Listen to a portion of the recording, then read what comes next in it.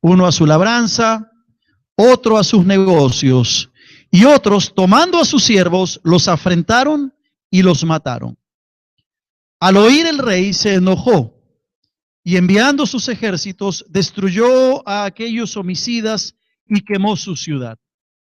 Entonces dijo a sus siervos: las bodas a la verdad están preparadas, mas los que fueron convidados no eran dignos. Id pues a las salidas de los caminos y llamad a las bodas a cuantos halléis.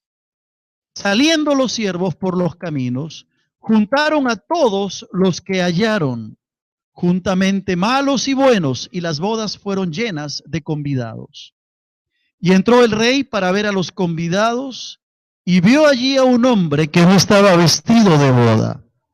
Y le dijo: amigo, ¿cómo entraste aquí sin estar vestido de boda? Mas él enmudeció.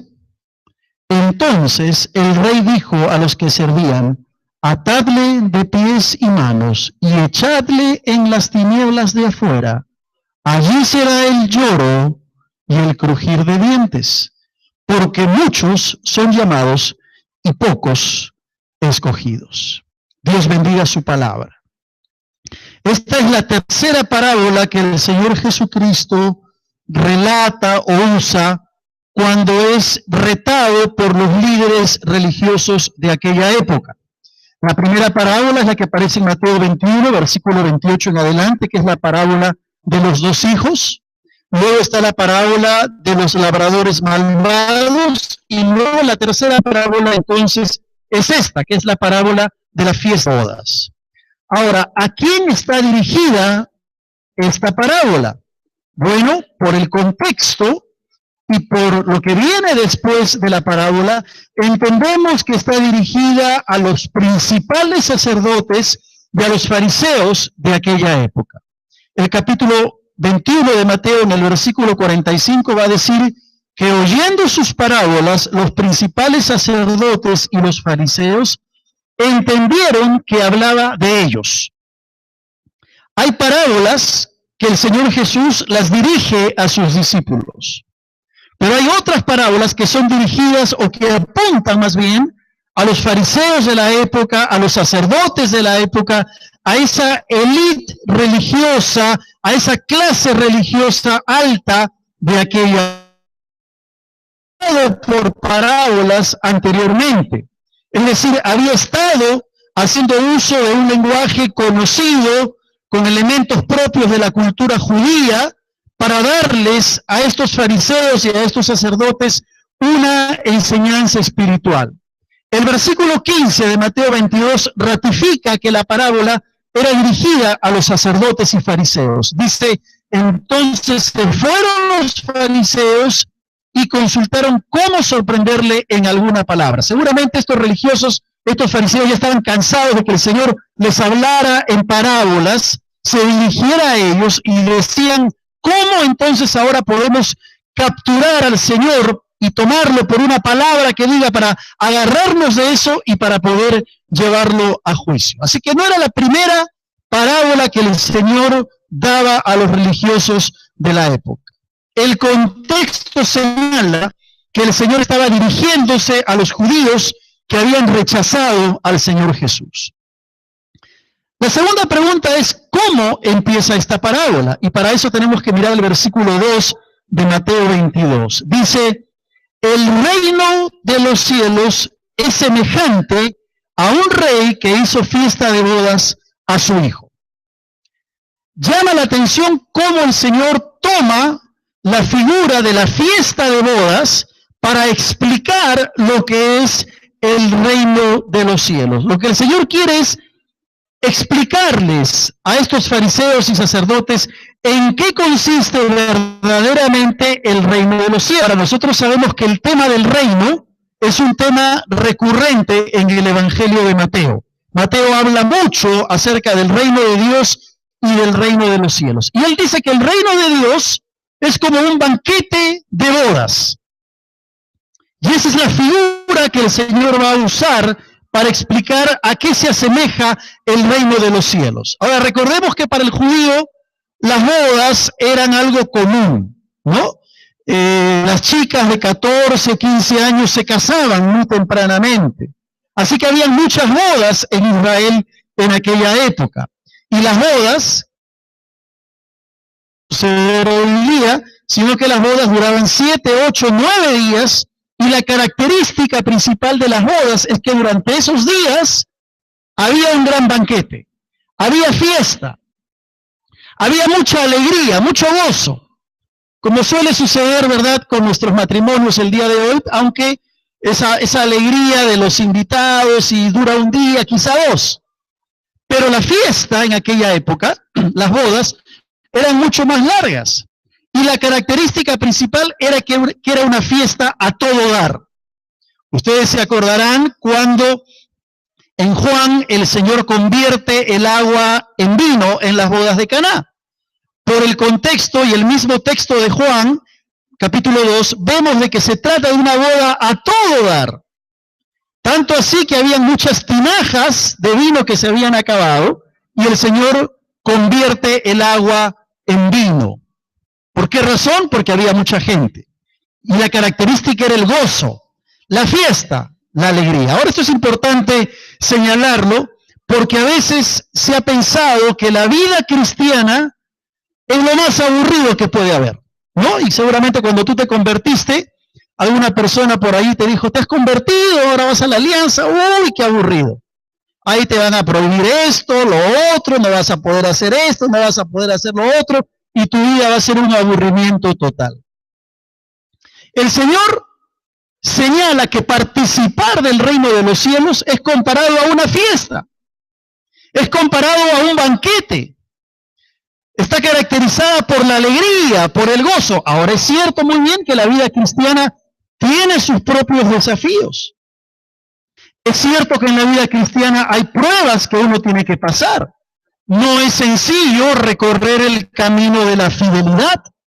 No es sencillo caminar por el camino de la santidad. Tú y yo lo sabemos. El apóstol Pablo dice, el bien que quiero hacer no hago y el mal que no quiero hacer, eso justamente hago. Encuentro que hay una lucha en mí. Eso, con toda esa prueba y con toda esa lucha en la vida espiritual, el Señor Jesús compara la vida cristiana, el reino de los cielos, con una fiesta. Estos días de Semana Santa, si bien es cierto, son días de recogimiento espiritual, son días de meditación, hay que entender que para el cristiano, para el Hijo de Dios, la Semana Santa no termina en la cruz del Calvario. La Semana Santa termina con una tumba vacía. Termina con un Cristo resucitado, con un Cristo que se ha levantado de la muerte. Y eso es motivo de gozo. Eso es motivo de fiesta para el creyente. ¿Cómo no hacer fiesta? ¿Cómo no hacer un banquete si nuestro Redentor vive y vive por la eternidad? Amén. El creyente tiene que entender eso. No se trata de que la vida cristiana es algo aburrido. El Señor está mostrando que el reino de los cielos es semejante a estas bodas. ¿Qué elementos encontramos en esta parábola? Va a decir que el reino de los cielos es semejante a un rey o bodas. ¿Rey es ese rey? Dios el Padre. Para quien el rey hace la fiesta, nuestro Señor Jesucristo. Así que aquí tenemos una referencia a el Padre y a nuestro Señor Jesucristo. La referencia a las bodas en la Biblia, ya el profeta Isaías en el Antiguo Testamento de las Apocalipsis, encontrarás que en el que se habla del Cordero, que no es otra celebración en su iglesia, que en ese contexto, y todo eso de la segunda venida de Cristo,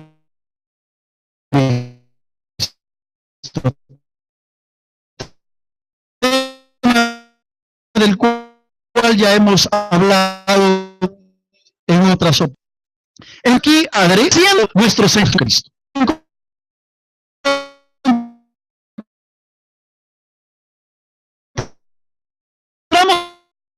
También sus siervos a las bodas. ¿Quiénes son estos invitados a las bodas? Bueno, en principio el pueblo judío. La invitación es para el reino, pero esta invitación es hecha al pueblo judío. Y el pueblo judío rechaza esta invitación. Desairan al rey que los invita a esta fiesta de bodas. ¿Te acuerdas tú cuando Juan dice, a los suyos vino y los suyos no le recibieron? ¿Quiénes son esos suyos que no recibieron al Señor? El pueblo judío, la nación de Israel. Cuando el Señor viene la primera vez, Israel rechaza al Mesías. El pueblo judío rechaza al Mesías. Por eso dice, los suyos no le recibieron. Está refiriéndose a él. Sobre la nación de Israel. Romanos lo va a decir ampliamente. Pero los judíos rechazan al Mesías y lo que es Calvario. Ellos son los primeros invitados, los primeros convidados al banquete, a la fiesta, a las bodas. Pero ¿qué hacen ellos? Rechazan la invitación.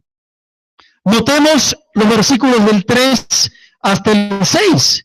Envió a sus siervos a llamar a los convidados a las bodas, mas estos no quisieron venir. Volvió a enviar otros siervos diciendo, decid a los convidados, he aquí he preparado mi comida, mis toros y animales engordados han sido muertos. Las bodas, mas ellos, sin hacer caso, se fueron uno a su labranza, otro a sus negocios, y otros los afrentaron. Es decir, no aceptaron la invitación a esto. Ahora yo te pregunto, ¿cómo reaccionarías tú a una boda o un banquete de un personaje importante, de alguien especial? ¿Cuál sería tu reacción? Si te mandan una tarjeta de invitación, vamos a decir que te invita Jefferson, Farfán y Yajaira, pareja que está de moda por todos los medios de comunicación. ¿Irías a la boda? Yo te aseguro que hasta por curiosidad irías por otros personajes de la farándula. Otros para pedir, ¿no?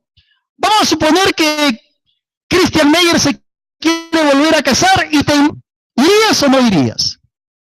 Digamos que el pastor Pablo se casa.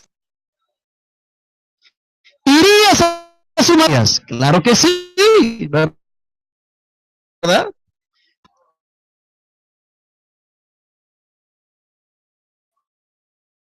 Y a un banquete, ahí estarías en primera fila. Porque toda boda tiene su encanto. Mucho más si quien te invita a la boda persona especial. Encontramos estos invitados, el pueblo judío, dice la Escritura, no quisieron. Interesante porque el versículo 4 dice que se les da el menú. Se les dice, mira, toros y animales engordados han sido muertos, o sea, va a haber un banquete, va a haber una gran parrillada, tienes que venir a la boda. Sin embargo, en la parábola, estos invitados rechazan la invitación. Ponen excusas no ir a la boda. Y ¿sabes una cosa? Exactamente igual sucede el día de hoy con mucha gente que es invitada por el Señor a participar del reino de los cielos y prefieren dedicarse a sus cosas y no aceptar la invitación que el Rey de los cielos les hace. Dios envió a su Hijo a morir en la cruz del Calvario. Y es interesante porque esta parábola se da justamente en la semana de la pasión de Cristo, poco antes de su muerte y de su resurrección. Y Dios ha invitado y nos invita a todos a aceptar la invitación, valga la redundancia, del sacrificio de la muerte en Cristo.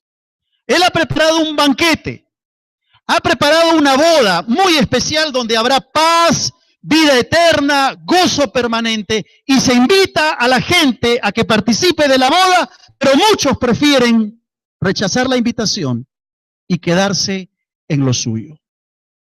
Eso fue lo que hizo el pueblo judío. Eso fue lo que hizo la nación de Israel. Exactamente lo mismo es lo que hace mucha gente hoy.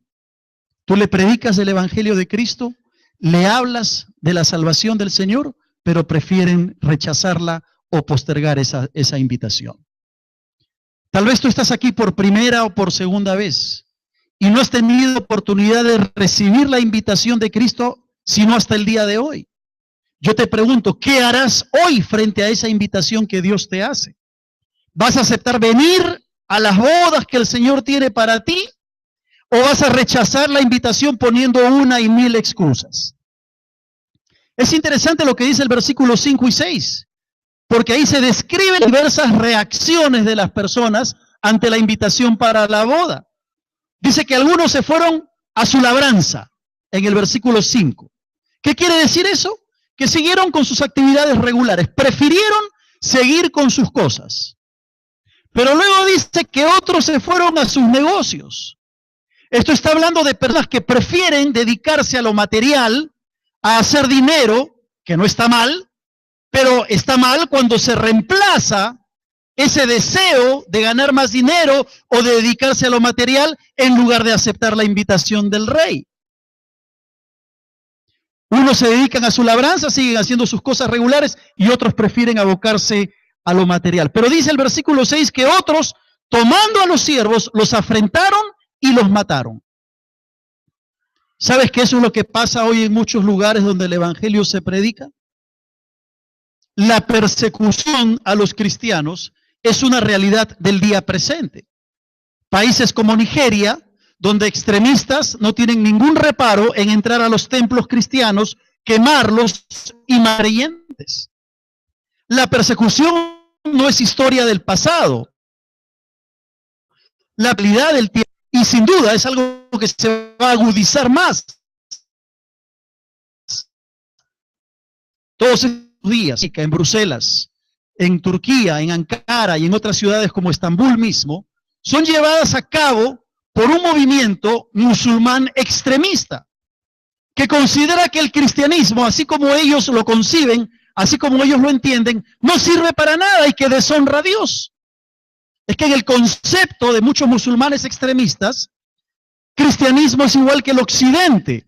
Y el occidente, con su música, sus videos, sus estilos de vida, sus concepciones acerca del aborto o de la unión civil, para los musulmanes eso es parte de la cultura cristiana. Y ellos dicen, si eso es cristiano, no me interesa que los cristianos vivan.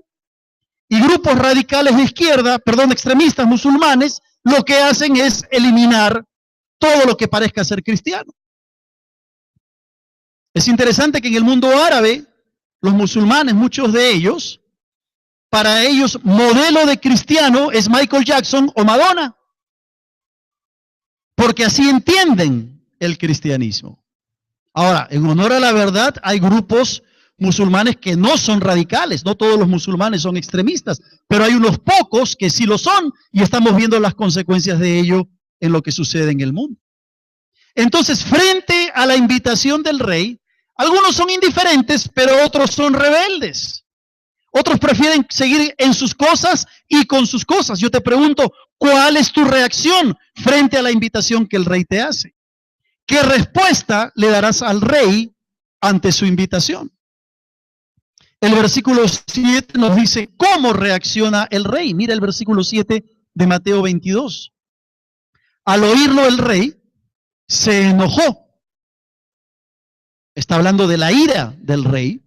Y enviando sus ejércitos, destruyó a aquellos homicidas y quemó su ciudad. Aquí está hablando de la destrucción para aquellos que rechazan la invitación. Si bien es cierto, el versículo 7 muy probablemente se refiere a la profecía dada respecto de la destrucción de Jerusalén en el año 70, cuando el general romano Tito entró y destruyó la ciudad, también se refiere a una condenación escatológica, es decir, aquellos que han rechazado la invitación del rey van a ser destruidos. Está hablando de condenación, está hablando de muerte eterna para todos aquellos que rechazan la gracia de Dios. Por eso es que el judío tiene que arrepentirse si quiere ser salvo. Por eso es que el judío tiene que venir a Cristo, aceptar al Mesías, si quiere ser salvo. La invitación fue dada en primer lugar al pueblo de Israel. Pero la parábola nos habla de otros convidados a la fiesta, otros invitados a la fiesta. ¿Quiénes son estos invitados? Los gentiles, la iglesia del Señor, tú y yo, nosotros. Mira el versículo 8. Entonces dijo a sus siervos: las bodas a la verdad están preparadas, mas los que fueron convidados no eran dignos. Id pues a las salidas de los caminos y llamad a las bodas a cuantos halléis. Y saliendo los siervos por los caminos, juntaron a todos los que hallaron, juntamente malos y buenos, y las bodas fueron llenas de convidados. Hubieron otros invitados. ¿Quiénes son estos invitados? Nosotros, los gentiles, todos aquellos que no siendo judíos aceptamos la invitación a las bodas del rey. Las oportunidades para disfrutar de las bendiciones de Dios, las bendiciones del rey, son ahora extendidas a cada uno de nosotros.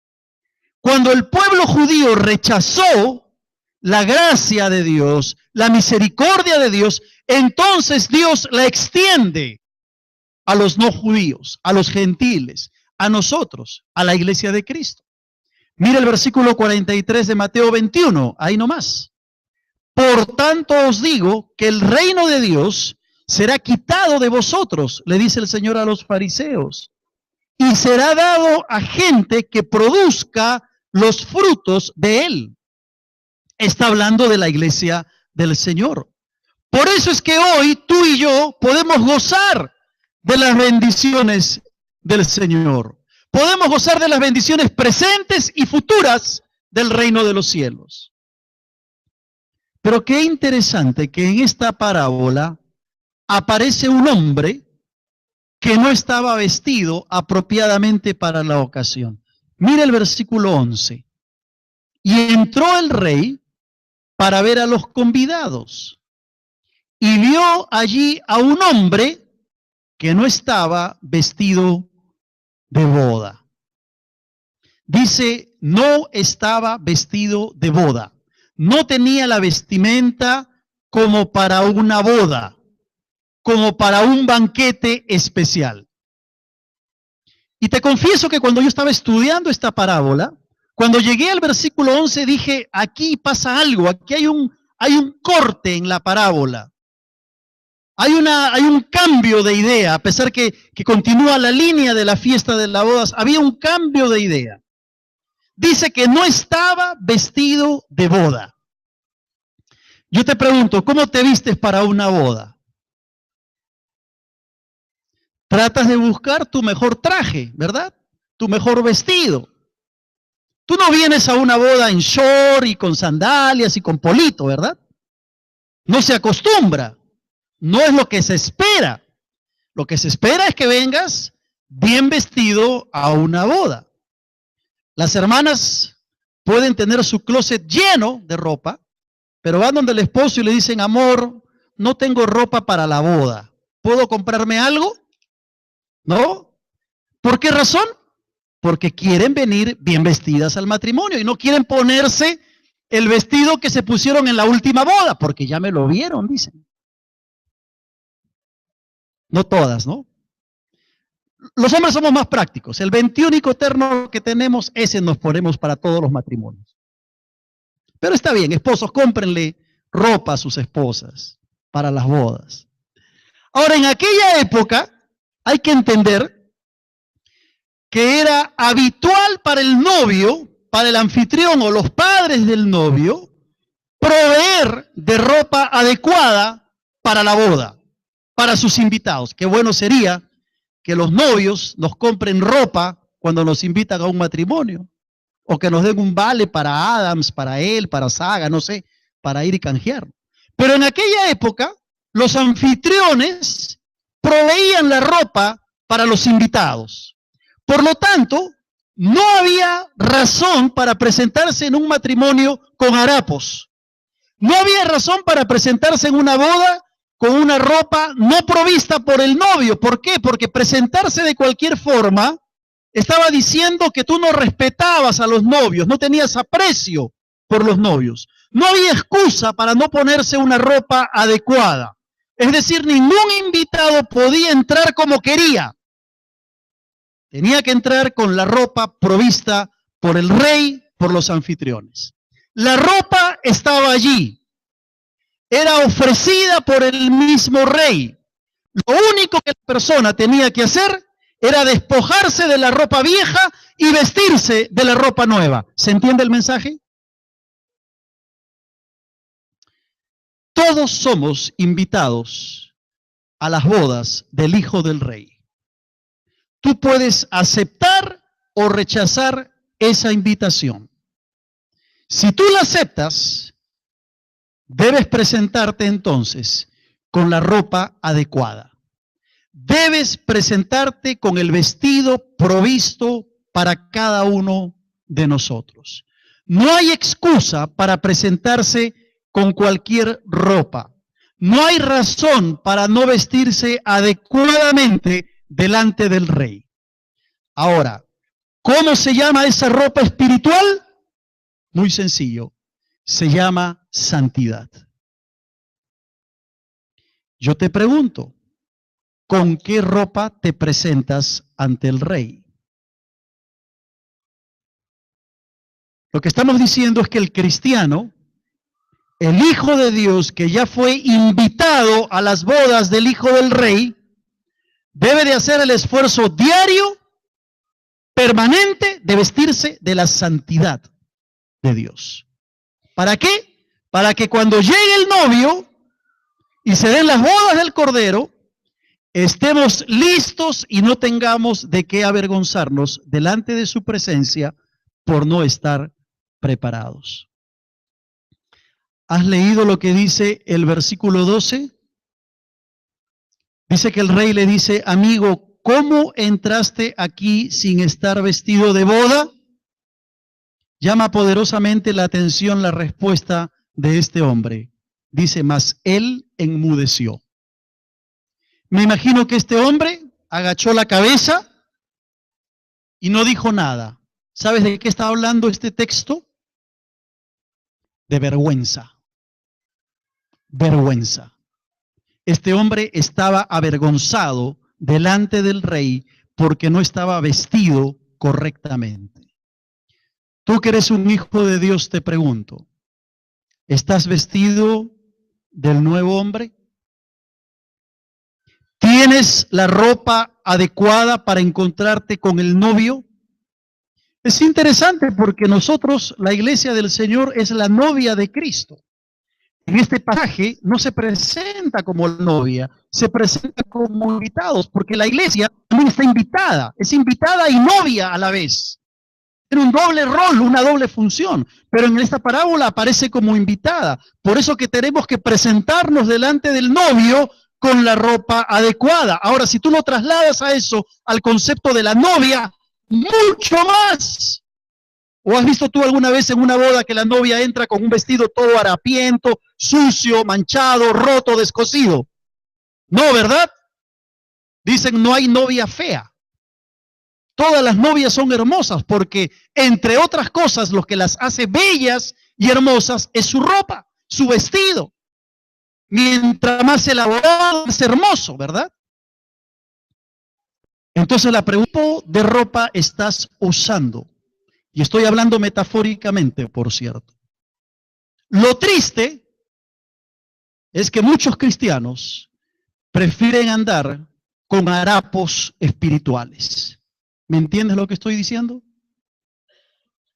Muchos cristianos se visten con ropa sucia, no adecuada para la ocasión. Pero tú me dirás, bueno, pero es que la ocasión es cuando venga el Rey, cuando venga el Señor y nos invita a las bodas del Cordero. Cuidado, la ocasión es hoy, porque el Señor puede venir en cualquier momento como ladrón en la noche, como dice la Biblia. Es triste ver que hay cristianos que viven con ropajes vergonzosos. No se han revestido del nuevo hombre en Cristo, tal como el apóstol Pablo lo señala. En el libro de Gálatas, en el capítulo 3, Pablo le va a decir a los Gálatas, pues todos sois hijos de Dios por la fe en Cristo Jesús. Porque todos los que habéis sido bautizados en Cristo, de Cristo estáis, ¿qué cosa? Revestidos, vueltos a vestir. ¿Entiendes la idea? Dejaste tu ropa antigua y te has vestido de la nueva. Pablo lo certifica en el libro de Efesios. En cuanto a la pasada manera de vivir, despojaos del viejo hombre que está viciado conforme a los deseos engañosos y renovaos en el espíritu de vuestra mente.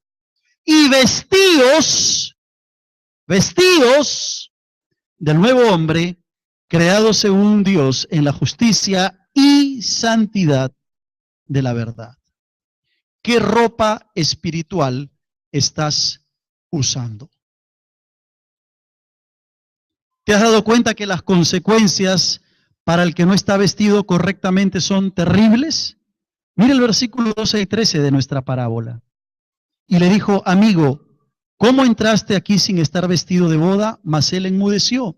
Entonces el rey dijo a los que servían, atadle de pies y manos y echadle en las tinieblas de afuera. Allí será el lloro y el crujir de dientes. Consecuencias terribles, trágicas para el que no se viste de la santidad de Dios. Sin santidad, nadie verá al Señor. Te pregunto, ¿qué tipo de vestimenta espiritual llevas? La parábola termina en el versículo 14 diciendo, muchos son los llamados y pocos los escogidos. El hombre que no estaba vestido de boda en esta parábola probablemente no había entrado por medio de una fe sincera en Cristo, o tal vez después de entrar no dejó la vida anterior, no dejó el ropaje anterior para vestirse de la santidad del Señor. Y tuvo que sufrir las consecuencias de su desobediencia. Ambos casos se dan en el reino el día de hoy también.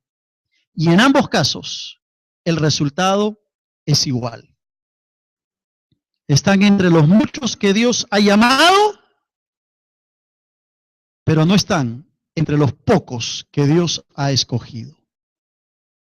Dios nos llama a todos por medio de su evangelio. A todos los ojos, dice la Biblia, que Dios no quiere que nadie perezca, sino que todos procedan al arrepentimiento. Dios te llama a ti, me llama a mí, llama a toda la humanidad, pero escoge únicamente a aquellos que realmente creen en Cristo, le obedecen y que cambian sus obras y se visten de la santidad del Señor, sin la cual nadie podrá ver. Así que en esta mañana, ¿tú aceptas o rechazas la invitación a las bodas? O tú que ya aceptaste la invitación a las bodas, te preguntas con qué ropa te encontrará el Rey. Vamos a orar. Te invito a que cierres tus ojos, inclinando el rostro para acercarnos al Señor en un momento de oración.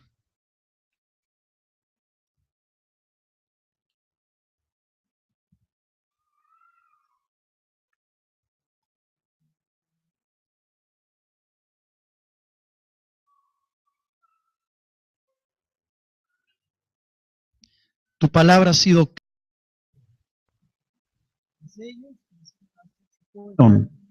uno a su labranza, otro a sus negocios, y otros, tomando a sus siervos, los afrentaron y los mataron. Al oír el rey se enojó y enviando sus ejércitos, destruyó a aquellos homicidas y quemó su ciudad. Entonces dijo a sus siervos: las bodas a la verdad están preparadas, mas los que fueron convidados no eran dignos. Id pues a las salidas de los caminos y llamad a las bodas a cuantos halléis. Saliendo los siervos por los caminos, juntaron a todos los que hallaron, juntamente malos y buenos, y las bodas fueron llenas de convidados. Y entró el rey para ver a los convidados, y vio allí a un hombre que no estaba vestido de boda. Y le dijo: amigo, ¿cómo entraste aquí sin estar vestido de boda? Mas él enmudeció. Entonces el rey dijo a los que servían: atadle de pies y manos y echadle en las tinieblas de afuera. Allí será el lloro y el crujir de dientes, porque muchos son llamados y diosa alta de aquella por parábolas anteriormente. Es decir, había estado haciendo uso de un lenguaje conocido con elementos propios de la cultura judía para darles a estos fariseos y a estos sacerdotes una enseñanza espiritual. El versículo 15 de Mateo 22 ratifica que la parábola era dirigida a los sacerdotes y fariseos. Dice: entonces se fueron los fariseos y consultaron cómo sorprenderle en alguna palabra. Seguramente estos religiosos, estos fariseos, ya estaban cansados de que el Señor les hablara en parábolas, se dirigiera a ellos y decían: ¿cómo entonces ahora podemos capturar al Señor y tomarlo por una palabra que diga, para agarrarnos de eso y para poder llevarlo a juicio? Así que no era la primera parábola que el Señor daba a los religiosos de la época. El contexto señala que el Señor estaba dirigiéndose a los judíos que habían rechazado al Señor Jesús. La segunda pregunta es: ¿cómo empieza esta parábola? Y para eso tenemos que mirar el versículo 2 de Mateo 22. Dice: el reino de los cielos es semejante a pocos escogidos. Dios bendiga su palabra.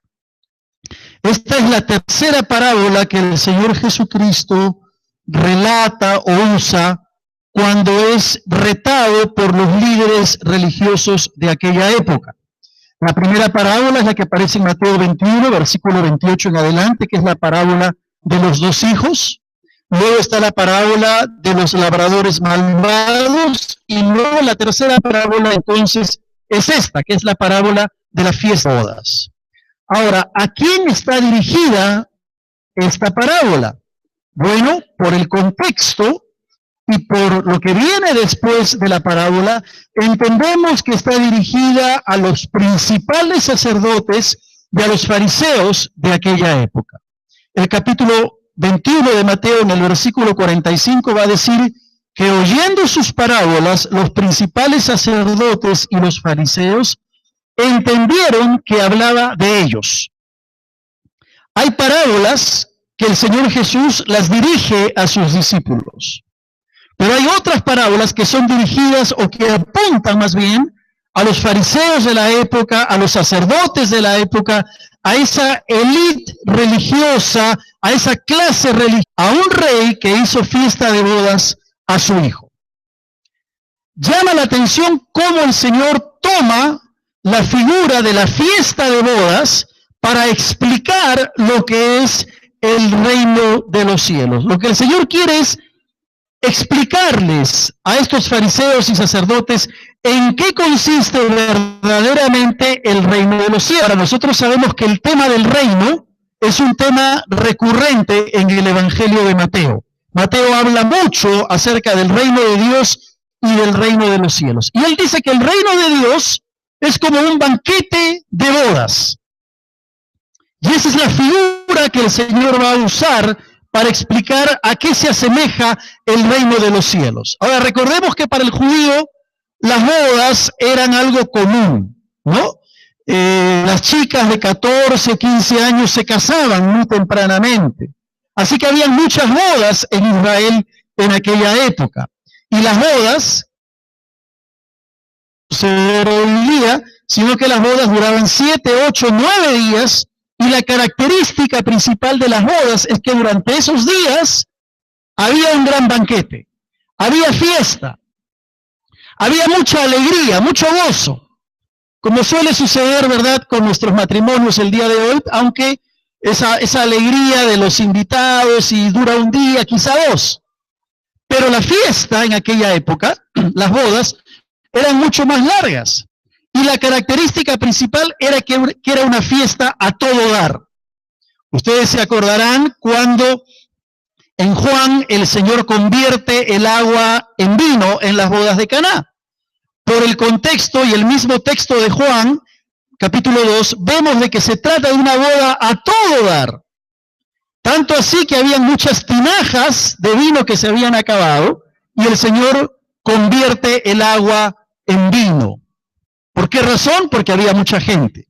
Y la característica era el gozo, la fiesta, la alegría. Ahora esto es importante señalarlo porque a veces se ha pensado que la vida cristiana es lo más aburrido que puede haber, ¿no? Y seguramente cuando tú te convertiste, alguna persona por ahí te dijo, te has convertido, ahora vas a la alianza, uy, qué aburrido. Ahí te van a prohibir esto, lo otro, no vas a poder hacer esto, no vas a poder hacer lo otro, y tu vida va a ser un aburrimiento total. El Señor señala que participar del reino de los cielos es comparado a una fiesta.